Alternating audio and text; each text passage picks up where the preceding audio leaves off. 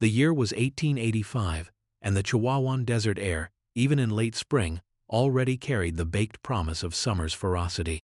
For Adelaida Montoya, each sunrise over the dusty Montoya hacienda near the Rio Grande was not a herald of new beginnings, but another step closer to a future she did not want, a life tethered to Don Ricardo de la Vega, a man whose name was whispered with a mixture of respect and fear across two territories. He was old, they said, older than her father, with eyes like chips of obsidian and a grip on his vast holdings as tight as the fist he was rumored to possess. Adelaida had seen him only twice, fleetingly, his presence casting a shadow that chilled her despite the ever-present sun. Her family, with their dwindling fortunes and prideful name, saw the match as salvation. Adelaida saw it as a beautifully gilded cage, the intricate ironwork of societal expectation and familial duty closing in around her. Her days were a meticulously crafted routine of pleasing others. She embroidered linens meant for a home that would never feel like hers, the silk threads slipping through her fingers like the last grains of her freedom. She practiced polite conversation, the kind that revealed nothing of the turmoil within, her voice a soft, agreeable murmur that belied the silent scream trapped in her chest. Her mother, Señora Isabel, fluttered around her with anxious pride, speaking of honor and security, her words like stones dropped into the deep well of Adelaida's quiet despair. Don Mateo, her father, a man weathered by disappointments and the harshness of the land, would pat her hand, his eyes holding a plea she couldn't ignore, a silent testament to the weight of his own perceived failures which this union was meant to alleviate. She was their dutiful daughter, their sacrifice, their hope. And the burden of it was a physical ache, a constant companion. She found solace only in her brief, stolen moments riding her spirited mare, Estrella, along the less-traveled paths bordering their lands, the wind-whipping strands of dark hair across her face, offering a fleeting illusion of escape. But even these excursions were curtailed, deemed unseemly for a woman on the cusp of becoming a Don's wife. The vast, unforgiving landscape, with its muted colors and thorny resilience, seemed to understand her more than any person. It was a land of harsh truths, and her truth was that she was profoundly, achingly alone, even in a house full of people. Resignation had settled over her spirit like a fine layer of desert dust, dulling the vibrant hope she once cherished of a life filled with genuine affection, perhaps even a measure of self-determination.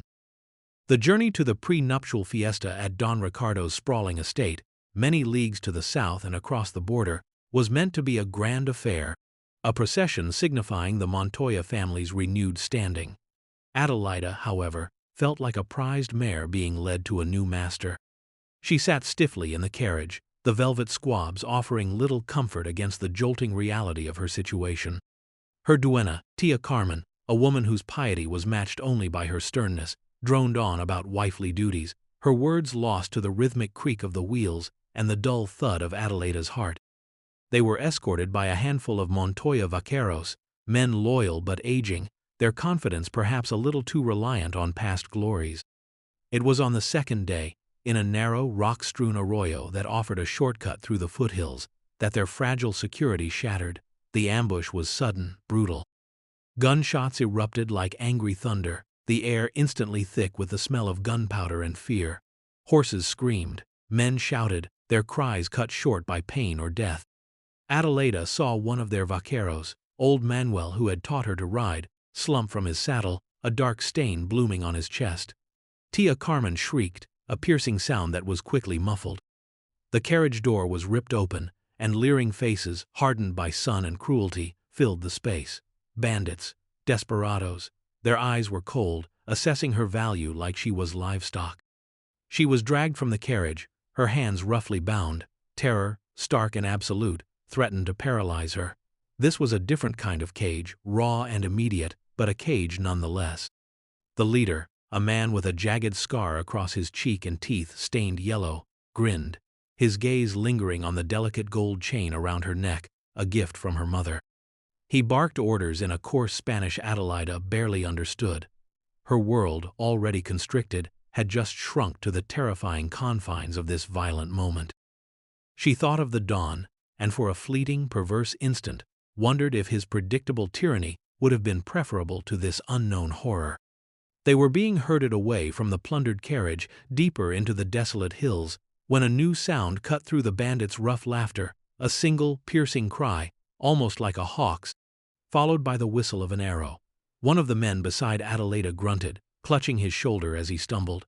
Chaos erupted again, but this time, it was the bandits who were thrown into disarray. Figures seemed to materialize from the rocks, silent and swift. She caught a glimpse of a man, lean and powerful, moving with an almost preternatural grace, his dark hair bound by a simple leather thong, his skin the color of rich earth. He wielded a bow with deadly precision, then a knife that flashed in the sun. The fight was short, terrifyingly efficient. Adelaida pressed herself against a boulder, her breath caught in her throat, watching as the man and one other, who seemed to fight with similar, disciplined ferocity, dispatched the remaining outlaws. The silence that fell afterward was almost as shocking as the violence. The man who had led the rescue, the one with the hawk-like intensity, approached her. His eyes, dark and assessing, met hers. He was not Mexican, not Spanish. His features were angular, noble, his expression unreadable. He was Lakota, she would later learn, a scout named Chayton, far from the northern plains that were his people's home. He said nothing, simply knelt, and with a few deft movements of his knife, cut the ropes binding her wrists. The touch of his fingers against her skin was surprisingly gentle, a stark contrast to the violence she had just witnessed. Freedom from one terror, only to be faced with another unknown. Tia Carmen lay groaning nearby, more frightened than hurt. The vaqueros were gone, either dead or fled. Adelaida Montoya was alone in the wilderness, her fate now resting in the hands of a stranger, an Indian scout whose presence was as unexpected as the brutality that had thrown her into his path. Chayton gestured for Adelaida to rise. His Spanish was minimal, heavily accented, but clear enough. "Agua, comida, venga," he said, his voice low and calm, a stark contrast to the panicked whimpering of Tia Carmen, who was now being tended to by Chayton's companion, a younger Apache man named Kuruk, who had appeared as silently as his mentor. Adelaida, still numb with shock, found herself obeying, her legs unsteady. The initial terror had receded, replaced by a profound weariness and a dawning awareness of her utter vulnerability. These men had saved her, yes, but who were they? What did they want? Her society had painted men like Chayton with a broad, fearful brush, savage, untrustworthy. Yet the man before her had acted with a kind of brutal honor, defending her from a worse fate. He led her a short distance to where their own horses were concealed, hardy, agile mounts that looked as if they were part of the landscape itself. Kuruk helped Tia Carmen, whose ankle was twisted, onto his own horse, then mounted behind her. Chayton offered Adelaida a water skin. The water was cool and tasted of earth, the most precious thing she had ever consumed. He moved with an economy of motion, his gaze constantly scanning their surroundings, alert to any lingering threat. There was a profound quietness about him, not just in his speech, but in his very being. He was a man accustomed to silence, to observation. Adelaida, raised in a world of prescribed etiquette and verbose courtesies, found the silence unnerving at first. She tried to thank him, the formal Spanish phrases sounding hollow and inadequate even to her own ears. "Gracias, señor. Usted. You saved my life. And my tia." Chayton merely nodded, his dark eyes briefly meeting hers before returning to the horizon. It was not a dismissal, she thought, but rather an acknowledgement that words were unnecessary for what had just transpired. Actions had spoken. His gaze held no leering interest, no calculation, only a kind of grave watchfulness. Their journey began, not towards Don Ricardo's hacienda, nor back towards her father's lands, but deeper into the rugged, trackless terrain. Chayton seemed to be following invisible pathways, his knowledge of the land innate. Adelaida understood, with a sinking feeling, that he was taking them away from any immediate pursuers, whether bandits or perhaps even search parties looking for her. For the first day, fear was her constant companion. Fear of her captors, fear of her rescuer, fear of the unknown future. Tia Carmen, despite her injury, maintained a stream of whispered prayers and dire predictions about their fate at the hands of Indios. Adelaida tried to tune her out, focusing instead on the steady rhythm of Chayton's horse in front of her, the way he sat so effortlessly, a part of the animal, a part of the land. The practicalities of survival stripped away the veneer of her upbringing. Chayton and Kuruk shared their meager rations: dried meat, tough but sustaining, and a type of ground nut meal mixed with water. They made camp in sheltered overhangs, Chayton choosing spots that offered a defensive advantage and concealment. He would build a small, almost smokeless fire, its warmth a small comfort against the desert night's chill. Adelaida watched him, her initial apprehension slowly giving way to a reluctant curiosity. He moved with a purposefulness that was alien to the languid, often pointless, routines of her former life. Every action had meaning: testing the wind, examining tracks invisible to her eye, listening to the night sounds with an unnerving stillness. Communication remained sparse. Kuruk was more inclined to speak, his Spanish better than Chayton's, and he occasionally offered brief explanations or reassurances, mostly for Tia Carmen's benefit. Though she seemed to distrust him even more for his attempts at civility, Chayton spoke only when necessary, his words direct. One evening, as Adelaida huddled by the fire, shivering despite the flames, he removed the worn blanket from his own bedroll and draped it over her shoulders. He did not look at her, simply performed the action, and returned to his vigil at the edge of their small camp. The gesture, so simple, so unexpected, resonated deeply within her. It was an act of pure, unadorned kindness, devoid of any expectation. It was more warmth than she had felt from any of Don Ricardo's expensive gifts or her father's troubled affections. Days bled into one another, marked by the rising and setting of the sun, the changing shadows on the rock faces, the growing ache in Adelaida's muscles. The desert, initially a place of terror, began to reveal a different face. She noticed the subtle beauty Chayton seemed so attuned to: the delicate bloom of a cactus flower, the flight of an eagle soaring on the thermals, the way the light painted the mountains in hues of purple and rose at dawn and dusk. He taught her, through gesture and a few carefully chosen words, to find water, to identify edible plants, to move quietly. He was teaching her to survive, not as a señorita, but as a human being in a raw, elemental world. Tia Carmen's complaints gradually lessened, replaced by a grudging acceptance of their situation, though her suspicious glares at their protectors never entirely vanished. Adelaida, however, found her perception of Chayton undergoing a profound shift. The societal stereotype of the savage was being dismantled piece by piece, replaced by the image of a man of immense skill, resilience, and a quiet, profound integrity.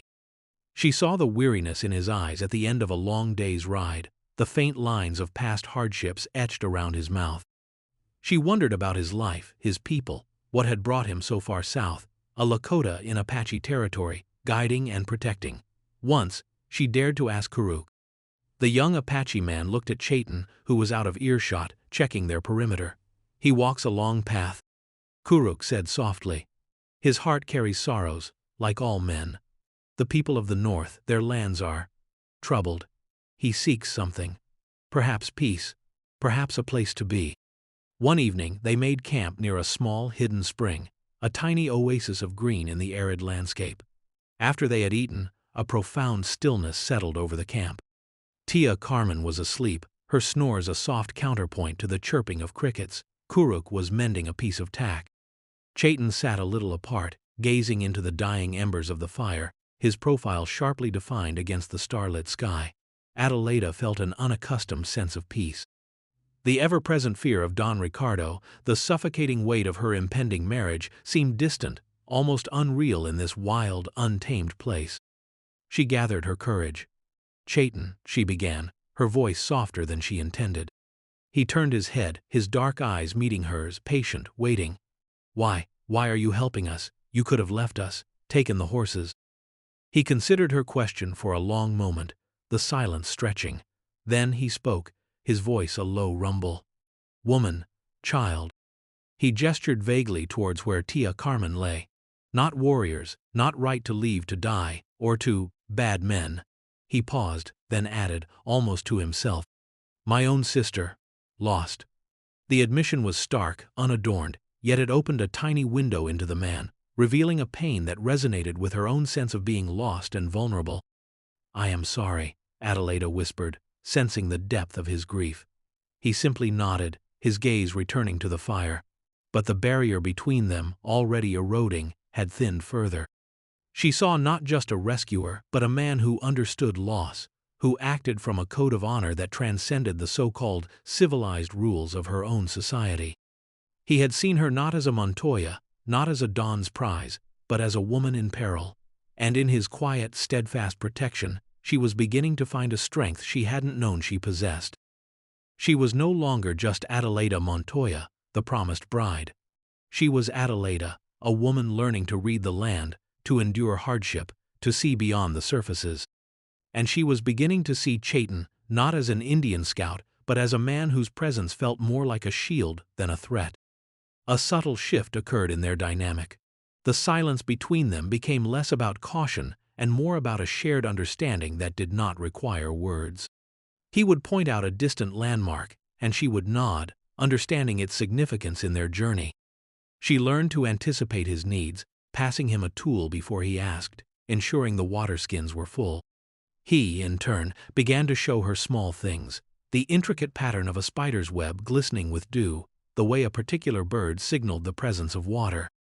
These were not lessons in survival anymore, but shared observations, tiny threads weaving a connection between two disparate souls. One afternoon, while Kuruk scouted ahead and Tia Carmen napped fitfully under a sparse mesquite, Adelaida found Chayton examining Estrella's leg. Her mare had picked up a stone, and Chayton was carefully working it free with his knife. Adelaida approached, her shadow falling over him. He looked up, his expression unreadable as always, but he didn't move away. "Is she all right?" Adelaida asked, her concern genuine. Estrella was her last link to her old life, a life she increasingly felt was no longer hers to reclaim, at least not in its previous form. Chayton grunted an affirmative, then ran his hand gently down Estrella's cannon bone. Strong horse, good spirit. He met her eyes briefly, like Ryder. The unexpected compliment, so simply delivered, sent a warmth spreading through Adelaida's chest. It was the first time he had acknowledged anything personal about her beyond her basic needs. She felt a blush rise to her cheeks and looked away, suddenly shy. "She misses her green pastures," Adelaida said softly, more to herself than to him. "All creatures miss what is lost," Chayton replied, his voice quiet. He finished with the hoof and straightened up, standing closer to her than he usually did. For a moment, they stood in silence, the vastness of the desert stretching around them, yet the space between them felt charged, intimate. She could smell the faint, clean scent of sage and leather that clung to him, a scent she was beginning to associate with safety, with a strange, burgeoning sense of belonging she had never felt within the opulent walls of any hacienda.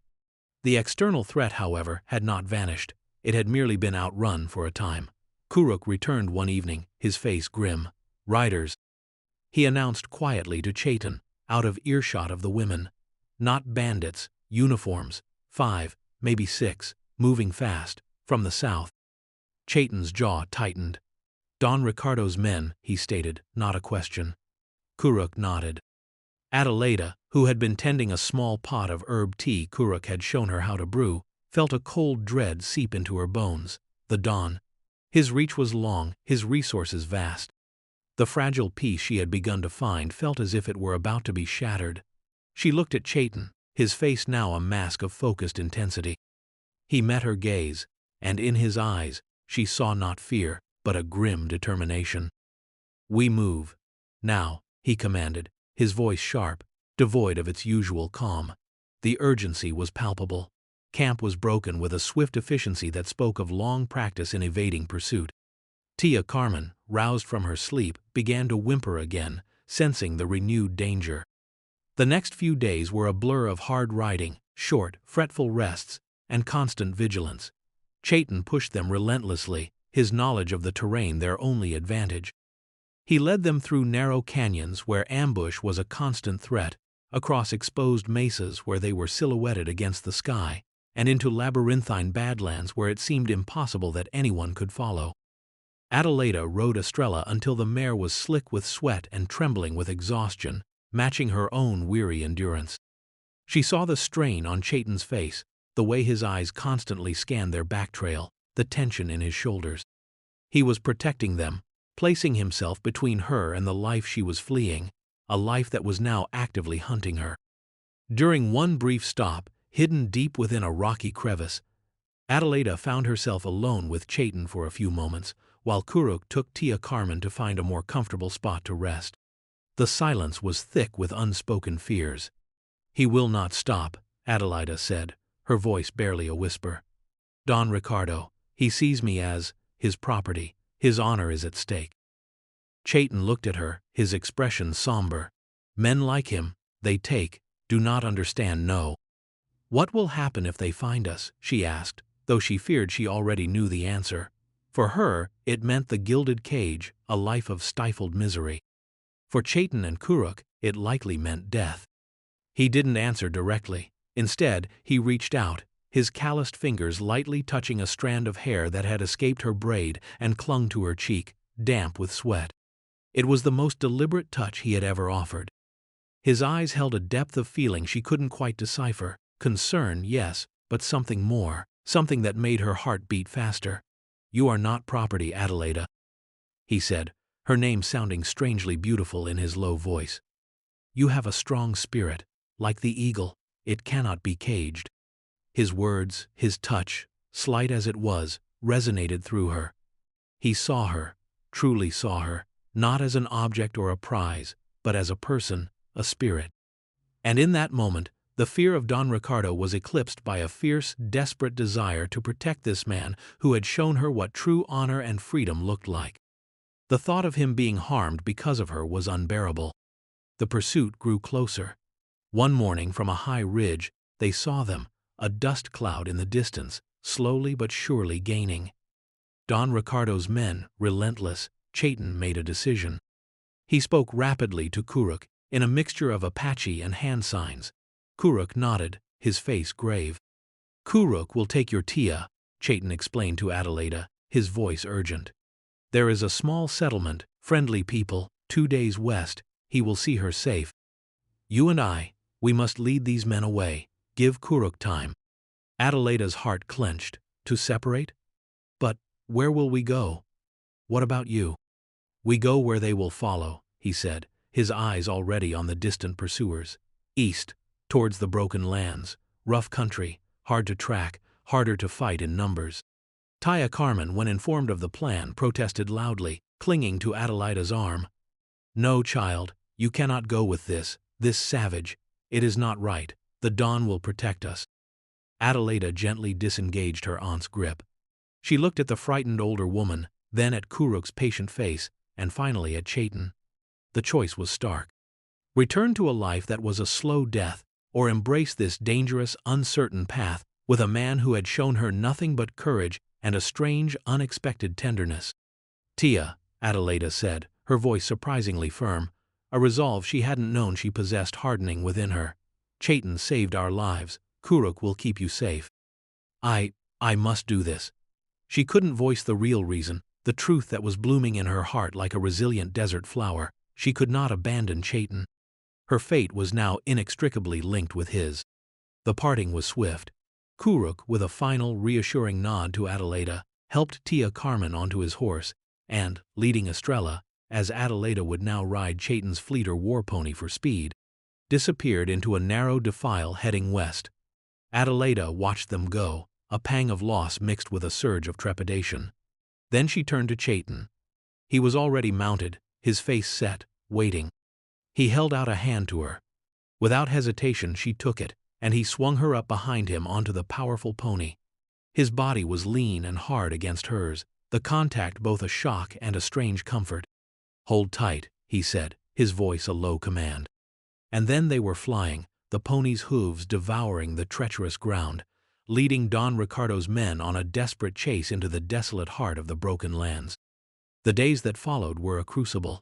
They rode hard, rested little, their senses stretched taut.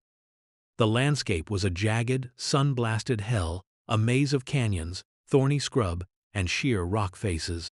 Chayton moved through it with an almost animal instinct, using every fold in the terrain, every shadow, to their advantage. Adelaida, riding behind him, clung on, her body aching, her mind a whirl of fear and a strange, exhilarating sense of freedom. She learned to read the tension in his back, the slight shifts in his posture that signaled danger or a change in direction.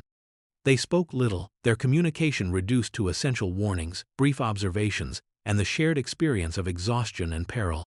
The pursuers were skilled, led by a man Chayton identified from a distance as Capitan Valeriano, Don Ricardo's most ruthless enforcer. They were relentless, like hounds on a scent. Twice, they nearly cornered them, and twice Chayton's cunning and knowledge of the land allowed them to slip away, leaving Valeriano's men frustrated and cursing in the dust. During one particularly close escape, they were forced to abandon Chayton's pony, which had lamed itself on a sharp rock. They scrambled up a sheer cliff face, Chayton practically hauling Adelaida, their pursuers' angry shouts echoing from below. They found temporary refuge in a shallow cave, high on the canyon wall, barely large enough for them to huddle together. Night fell, cloaking them in a fragile darkness. They were trapped, their escape route cut off, their water nearly gone. Adelaida shivered, not just from the cold night air that bit through her worn dress, but from a deeper chill of despair. "They will find us at dawn," she whispered, her voice hoarse. Chayton was utterly still beside her, listening to the sounds from below, the crackle of Valeriano's campfire, the occasional murmur of voices. He did not deny her words. Instead, he turned to her in the darkness. She could barely make out his features, but she felt the intensity of his gaze. "Adelaida," he said, his voice softer than she had ever heard it, almost a caress. "There is one path, narrow, dangerous, I know it. But only one can pass at a time, slowly." He paused. "I will hold them here. You must go." Her heart stopped. "No," she breathed. "No, Chayton, I will not leave you." The words were out before she could think, a raw, instinctive refusal. The thought of him facing Valeriano's men alone, sacrificing himself for her, was a pain sharper than any physical hardship she had endured. "You must," he insisted, his voice gentle but firm. "Your life, it is precious. You have a chance to be free, truly free." "And what of your freedom?" she countered, tears stinging her eyes. "What of your life? Is it not precious too?" He was silent for a moment. Then, he reached for her hand in the darkness, his fingers closing around hers, strong and warm. "My path has been long, much wandering. Perhaps it ends here. If it means you live, truly live, it is a good end." "No," she said again, her voice choked with emotion. She leaned closer, her forehead resting against his shoulder. "I will not accept that. There has to be another way. We face them together." He held her hand tighter. In the suffocating darkness of the cave, with death seemingly waiting below, something shifted between them. The barriers of race, of culture, of circumstance, dissolved into insignificance. All that remained were two souls clinging to each other, their shared vulnerability a strange and powerful bond. "Listen," Chayton whispered, his breath warm against her ear. "Dawn is 2 hours. Valeriano will be eager. He will send men up the easiest ascent first, one by one. The path I know, it is hidden, it will take you above them. You can circle back, find the spring where we left the waterskins, then west, to Kuruk, to safety. And you?" she pressed, her fingers gripping his. "I will make them think we are both here, delay them, create a distraction." Adelaida knew what that meant. He intended to fight, to die, to buy her time. The selfless courage of it, the quiet sacrifice, broke something within her. It was not the grand theatrical bravery of the caballeros in stories, it was something far deeper, more elemental. "Chayton," she began, then stopped, unsure how to voice the torrent of emotions swelling in her chest. Gratitude, admiration, and something else, something terrifyingly like love, a love born in shared hardship and unexpected tenderness. She lifted her head, trying to see his face in the gloom. If this is the only way, promise me you will not throw your life away needlessly. If there is a chance, any chance, you will take it." He was silent for a long moment. She felt him nod, a slight movement against her hair. "I fight to live," he said softly. "Always." As the first hint of gray lightened the eastern sky, Chayton carefully explained the hidden path, a treacherous fissure in the rock face, barely wide enough for a person to squeeze through. He pressed his knife into her hand. "If anyone finds you, fight." His eyes, now visible in the pre-dawn light, were filled with an intensity that seared her soul. "Go now, Adelaida. live free. With a final, desperate look at him, a look that tried to convey all the unspoken words in her heart, Adelaida turned and slipped into the narrow crevice. The rock was cold and sharp against her skin. Every movement was a struggle, her breath catching in her throat with fear and exertion. Below, she heard the first sounds of Valeriano's men stirring, their voices sharp and eager. Then, she heard Chayton, a wild, piercing Lakota war cry, echoing through the canyon, a sound designed to chill the blood, to challenge, to defy. It was followed by the unmistakable twang of his bowstring, then a shout of pain from below. He was drawing their fire, focusing their attention, buying her precious seconds. Adelaida forced herself onward, tears streaming down her face, her heart a wild drum against her ribs. She would not let his sacrifice be in vain. She would live, she would be free. And somehow, someday, she prayed to a God she wasn't sure she still believed in, she would see him again. The climb was agonizing. The fissure twisted and turned, sometimes opening onto terrifying drops. Adelaida scraped her hands raw, her muscles screamed in protest, but Chayton's cry, the image of his resolute face, propelled her forward. Finally, gasping for breath, she emerged onto a narrow ledge high above the cave, hidden from below by an outcrop of rock. She could see Valeriano's men, like angry ants, swarming the base of the cliff. Arrows flew towards the cave mouth, answered by Chayton's own deadly shafts. He was a lone warrior, holding back a small army. She had to make a choice: flee west, as he had instructed, or— An idea, desperate and wild, sparked in her mind. Above them, the canyon rim was piled with loose scree and boulders, weathered by time. If she could reach it, if she could dislodge them— It was a terrible risk. She could fall. She could draw their attention to herself. But the thought of Chayton dying alone, while she ran, was unendurable. Her newfound strength, the resilience he himself had fostered in her, surged. She was no longer the passive Adelaida Montoya. She was a woman fighting for a life, and a man she now knew she loved. Scrambling like a mountain goat, using skills she hadn't known she possessed, Adelaida clawed her way up the final, steep incline to the canyon rim. Below, the fight raged. Chayton was still holding them off, but she could see he was tiring. Valeriano, impatient, was urging his men forward to storm the cave. Adelaida reached the loose boulders. With all her strength, she began to push at the largest one, levering it with a stout piece of deadwood she found nearby. It teetered then, with a groan, began to move, dislodging smaller rocks, starting a cascade. "Chayton," she screamed, her voice raw, hoping he would hear, understand. "Abajo, below." The rocks thundered down the cliff face, not directly into the cave, but onto the exposed slope where Valeriano and his men were clustered, preparing their assault. The surprise was total. Shouts of alarm, cries of pain. The rockslide was not massive enough to kill them all, but it created chaos, breaking their charge, sending men scrambling for cover. In that moment of confusion, Adelaida saw Chayton emerge from the cave, not in retreat, but in a swift, desperate attack. He leaped down onto the now disorganized men below, his knife flashing, a whirlwind of deadly motion. He was not trying to defeat them all. He was creating an opening, a path. Valeriano, recovering from the shock of the rockslide, roared in fury, spotting Adelaida on the rim. "The woman, get the woman, and him, I want him alive." But Chayton was already moving, not towards Adelaida, but towards the narrow, treacherous game trail that led down the far side of the canyon, away from the main path. He glanced up at her, a fleeting look of fierce pride and urgency. He was giving her another chance to escape, drawing them away from her. Adelaida knew, with sudden clarity, what she had to do. Fleeing alone was no longer an option. Her destiny was tied to his. She saw where Valeriano, enraged, was directing two of his men to cut Chayton off at the base of the trail. Chayton would be trapped between them and the men pursuing from behind. She looked around frantically. Her eyes fell on Estrella, her mare, who Kuruk had thoughtfully left tethered with a long rope in a small, hidden copse not far from where they had made their last camp before splitting.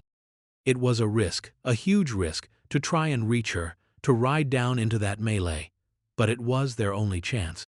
"I am coming, Chayton," she screamed, though her voice was likely lost in the renewed sounds of fighting. She scrambled back down the way she had come, her descent far quicker, fueled by adrenaline and a desperate hope. She reached Estrella, her hands fumbling with the reins. The mare, sensing her urgency, sidestepped nervously, but allowed Adelaida to mount. Then, taking a deep breath, Adelaida Montoya, the once timid señorita, urged Estrella forward, out of the sheltered copse and onto the open, dangerous slope, riding towards the sounds of battle. Towards the man who had shown her the meaning of courage, the man whose heart she now knew, with absolute certainty, belonged with hers, just as hers belonged with him. Capitan Raúl Valeriano, a man whose cruelty was matched only by his devotion to Don Ricardo's will, watched with incredulous fury as Adelaida, mounted on her fine mare, charged down the perilous slope. He had expected her to flee, to be a cowering victim. Instead, she rode like a demon, her dark hair flying, her face set with a determination that mirrored the savage scout he was hunting. This was not the pliable bride Don Ricardo had described. This was something altogether new and dangerous. Chayton, engaged in a desperate fight with two of Valeriano's men at the narrow entrance to the game trail, heard Estrella's familiar whinny and Adelaida's cry. He risked a glance and saw her. For an instant, his heart seized, not with fear for himself, but for her reckless bravery. He had wanted her safe, away from this. Yet a fierce pride surged through him. She was no longer the frightened girl he had rescued. She was a warrior in her own right. Adelaida rode Estrella directly towards the men blocking Chayton's escape. Her sudden appearance, from an unexpected quarter, threw them off balance.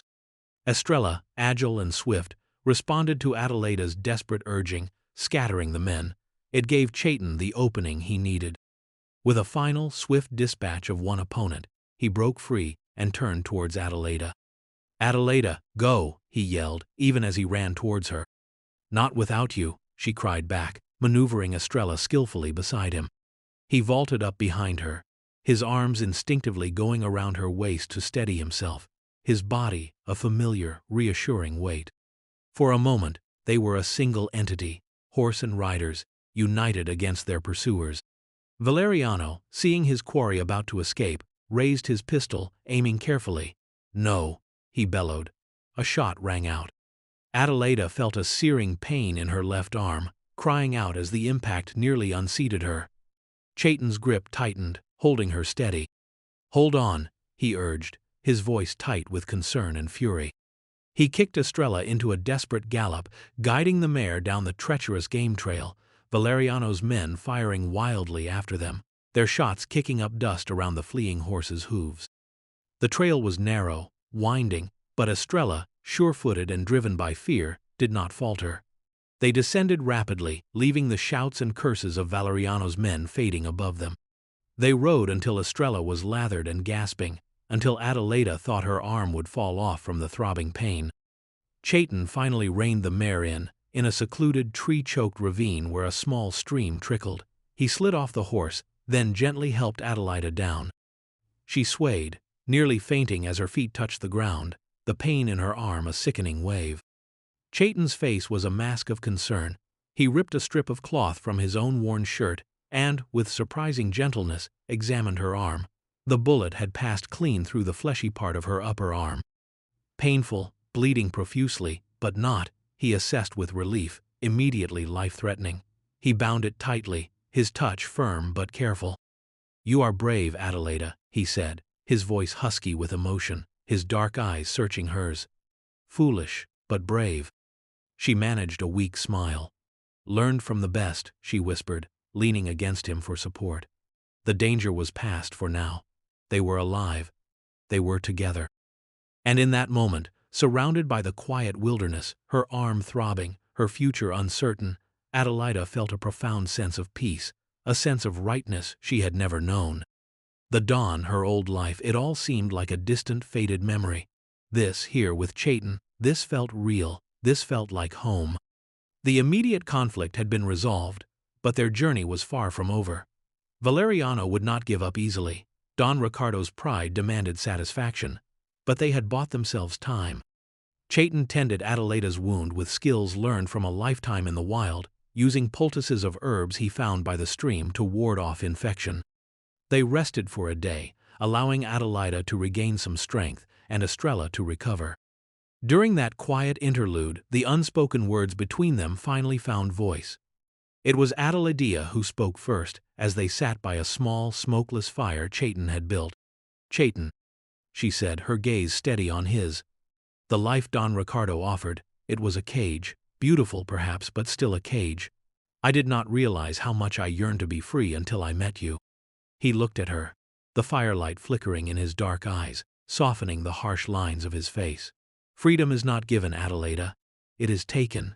It is fought for. You fought for yours." "We fought," she corrected gently, "together." She reached out, her uninjured hand covering his where it rested on his knee.